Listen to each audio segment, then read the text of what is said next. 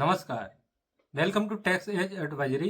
मेरा नाम सीएम अंकित राजपूत है और आज से हम स्टार्ट करने जा रहे हैं TDS as per new income tax act. और सबसे पहले हम समझेंगे कि टीडीएस होता क्या है और टीडीएस डिडक्ट क्यों करते हैं।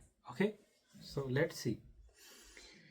सो देखो, टीडीएस होता क्या है। TDS tax deduct at source, ये तो इसकी फुल फॉर्म है। और टीडीएस डिडक्ट क्यों करते हैं? टीडीएस डिडक्ट करते हैं ताकि गवर्नमेंट को रेगुलर इनकम मिलती रहे और टैक्स इवेजन से बचा जा सके।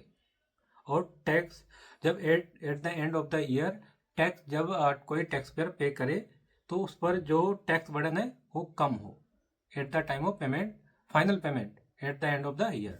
ओके, सो देखो क्या लिखा है इसमें।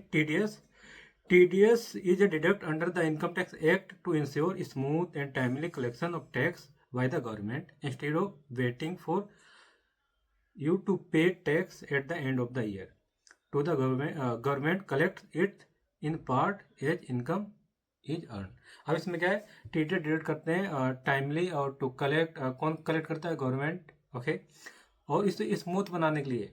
और ये क्या करता है, कुछ पार्ट हर मंथली क्या मंथली डिडक्ट कर लिया जाता है, ठीक है, और उसे गवर्नमेंट को पे कर दिया जाता है। और डिडक्ट कौन करता है? डिडक्ट करता है जो पे करता है, डिडक्टर, और जो रिसीव करता है वो डिडक्टिव होता है। ओके, अब टीडीएस डिडक्ट क्यों करते हैं? देखो क्या लिखा फर्स्ट पॉइंट में। पहले पॉइंट में क्या लिखा है? Regular flow of revenue to government. जो गवर्नमेंट का रेवेन्यू का फ्लो, जो रेवेन्यू है वो क्या रेगुलर फ्लो होता रहे, आता रहे, उसके पास इनकम जनरेट होती रहे, रेवेन्यू आता रहे, राइट। पहला तो ये। और इससे क्या होता है, टैक्स इवेजन से रिड्यूस किया जा सकता है। इससे टैक्स इवेजन रिड्यूस किया जा सकता है। To reduce tax evasion like salary, interest, commission to become harder to hide income. Okay, और उसके बाद का इजी फॉर टैक्स पेयर्स। अब ये किसके लिए इजी है? टैक्स पेयर के लिए इजी हो जाएगा। कैसे?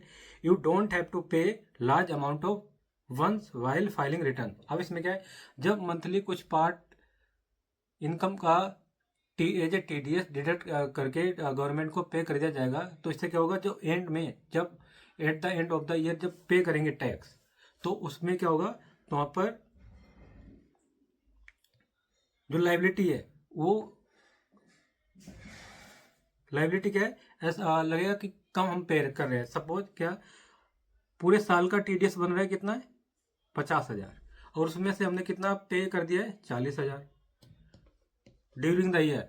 जैसे मंथली जो हमें इनकम मिली उसमें टीडीएस डिडक्ट कर लिया है, तो उसको हम कितना पे कर चुके हैं? 40,000। अब eight the end of the year कितना पे करना है? 10,000। तो इससे क्या हो गया, लाइबिलिटी का बर्डन कम हो जाता है। कैसे? अब अगर वही एक साल के बाद पे करते तो सीधा कितना 50,000 रुपीज पे करना पड़ता है, तो हमें ज़्यादा लगता है कि हम ज़्यादा पे कर रहे हैं, हमारी जेब से ज़्यादा जा रहा है ना। और लेकिन जब यहाँ पर हम पे कर रहे हैं तो इससे मंथली जो पे कर रहे हैं उसके बाद जो कुछ पार्ट ऑफ अमाउंट पे करना होता है, जैसे 10,000 रुपये, कभी कभी क्या होता है कि हम टैक्स ज़्यादा पे कर देते हैं, तो उस केस में हमें रिफंड मिल जाता है eight the time of filing return करने के बाद। ओके, अब उसके बाद करेगा cover different type of income. अब इसमें डिफरेंट टाइप ऑफ इनकम भी कवर हो जाते हैं। जैसे क्या लिखा है इसमें, सैलरी हो गई, interest, rent, professional fees, commission etcetera. Okay, उसके बाद ट्रैक इनकम ट्रांजेक्शन, और इनकम की ट्रांजेक्शन को ट्रैक किया जा सकता है किसके through? It create a record form 26 AS और AIs which help to both taxpayer and income tax department to track income as tax paid। अब इसके थ्रू क्या है, ये जो फॉर्म है 26 AS और AIs, इसके थ्रू इनकम भी ट्रेस की जा सकती है ना। और इसी बेस पे तो अब हम क्या करते हैं, जब रिटर्न फाइल करते हैं हम ये सारी चीज़ें डाउनलोड करते हैं कि कितना हम टीडीएस टैक्स पे कर चुके हैं, ऑलरेडी पे कर चुके हैं, है ना।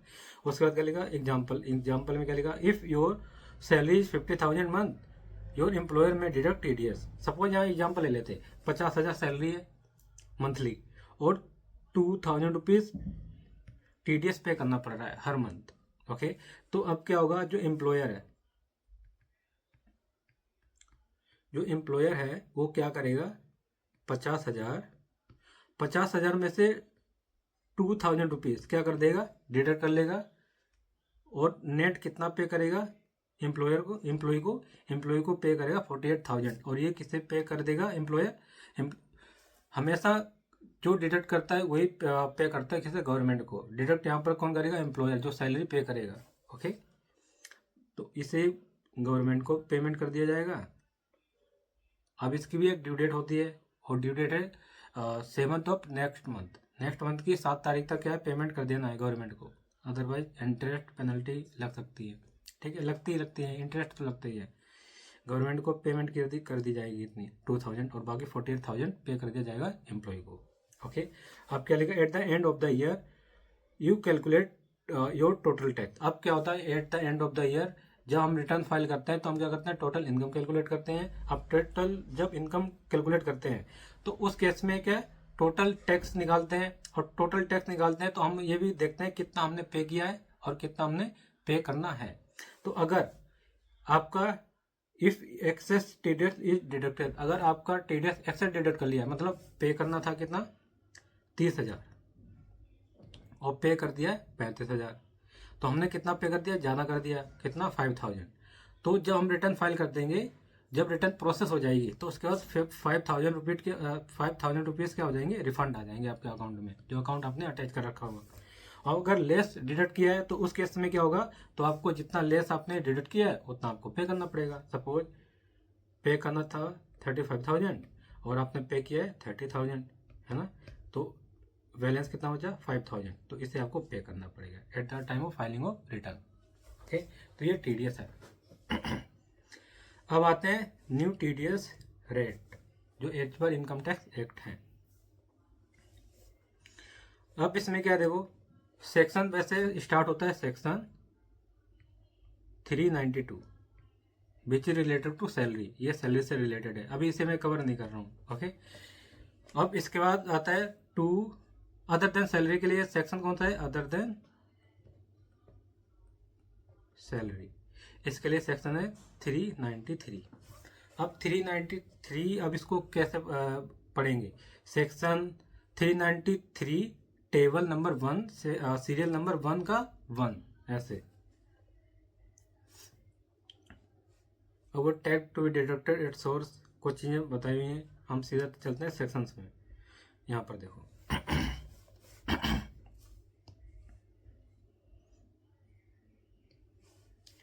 अब देखो क्या है, सबसे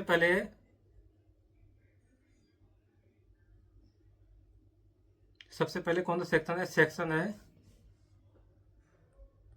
सेक्शन 393, टेबल नंबर क्या है, टेबल नंबर 1 सीरियल नंबर 1 का, ठीक है, ऐसे पढ़ेंगे। अब टेबुलर फॉर्मेट दे रखा है तो उसमें अभी स्टार्टिंग में थोड़ी दिक्कत होगी, नो डाउट। जब कोई नई चीज़ आती है तो हम उसे रीड करते हैं, कुछ भी करते हैं, नई चीज़ स्टार्ट करते हैं तो उसमें स्टार्टिंग में थोड़ी प्रॉब्लम आती है, राइट।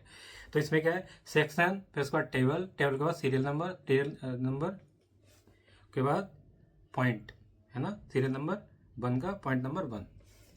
तो सबसे पहले कमीशन और ब्रोकरेज। कमीशन और ब्रोकरेज का जो पहले सेक्शन था वो कौन सा था, वो था 194D, जो अब क्या हो गया, section 393 table number 1 serial number 1 का 1। ओके, क्या लिखा, any income by way of remuneration और reward whether by way of commission और अदर वाइज फॉर सोलिसाइटिंग और procuring insurance business including business related to the continuous renewal और revival of insurance policy. अब कोई commission मिला है और कोई ब्रोकरेज मिली है, ठीक है, तो वो किसी को भी मिली, पेयर कोई भी हो, एनी पर्सन पेयर हो, उसमें क्या रेटिंग फोर्स। अब रेटिंग फोर्स हमें देखना पड़ेगा कितने रेट इस पर अप्लीकेबल है। अब थ्रेशोल्ड लिमिट कितनी है इसकी, 20,000। अगर 20,000 रुपीज़ से ज़्यादा अगर इंश्योरेंस क्या कमीशन और ब्रोकरेज पे किया है तो उस केस में क्या लगेगा, टीडीएस लगेगा, ठीक है। पहले ओल्ड सेक्शन था सेक्शन 194 सब सेक्शन डी, जो कि अब ये खत्म हो चुका है न्यू इनकम टैक्स एक्ट 2025 में। अब उसके बाद देखते हैं सेक्शन कौन सा है। Section 393 table number 1 serial number 2 का, नहीं सीरियल नंबर 1 का 2। अब इसमें क्या, any income by way of commission not being insurance commission referred in serial number, not being insurance commission, जो इसमें मेंशन है वो वाली कमीशन छोड़ के बाकी कोई भी कमीशन मिलती है वो सेक्शन 194H में कवर होगी और स्पेसिफाइड पर्सन के लिए है और उस पर रेट है 2% और थ्रेशोल्ड लिमिट कितनी है 20,000। ओके, अब इसको एग्जाम्पल के थ्रू हम समझेंगे। अब देखो प्रैक्टिकल एग्जाम्पल लेते हैं। Insurance commission pays commission to mister Amit individual agent, total commission during the financial year, कितनी टोटल कमीशन है 2 लाख रुपीज और कमीशन अमाउंट कितना है 2 लाख और टीडीएस रेट है 2%। अब टीडीएस रेट 2% है तो 2% 2 लाख का कितना होगा 4,000 होगा। 4,000 निकालने के बाद जो नेट पेमेंट हम एजेंट को देंगे जिसे हम कमीशन पे कर रहे हैं उसे कितना देंगे 1,96,000 राइट। अब जो रिमेनिंग कितना बच गया 4,000 वो किसे पे कर देंगे गवर्नमेंट को। तो ये है टीडीएस ऐसे डिडक्ट करते हैं eight the time of payment. Okay, therefore the company will deduct कितने 4,000 rupees A TDS and deposit with the government. अब इसे किसे डिपॉजिट कर दिया जाएगा गवर्नमेंट को।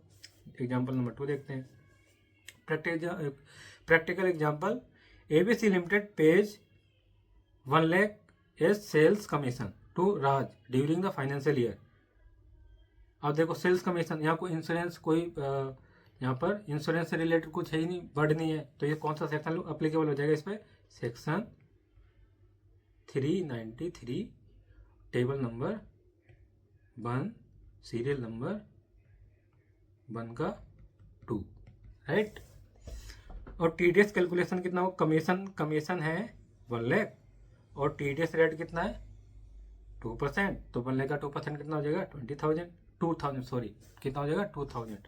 अब नेट पेमेंट टू मिस्टर राज कितनी हो जाएगी, मिस्टर राज को पे कर देंगे, इसमें से 2,000 माइनस कर देंगे, 2,000 माइनस करने के बाद कितना बचेगा 98,000 और जो रिमेनिंग बैलेंस कितना है 2,000 वो पे कर दिया जाएगा गवर्नमेंट को राइट। वही लिखा है यहाँ पर net payable to Raj mister Raj 98,000 और 2,000 will be deposit with the government. Okay, तो ये था सेक्शन 393 का टेबल नंबर 1 सीरियल नंबर 1 और सीरियल नंबर 1 का 1 और 2 दोनों कवर हो गए राइट। अब so it is enough for today. अब नेक्स्ट क्लास में हम नेक्स्ट सेक्शन कवर करेंगे। Okay right, so if you like this video do like share and subscribe. Till then bye bye and take care.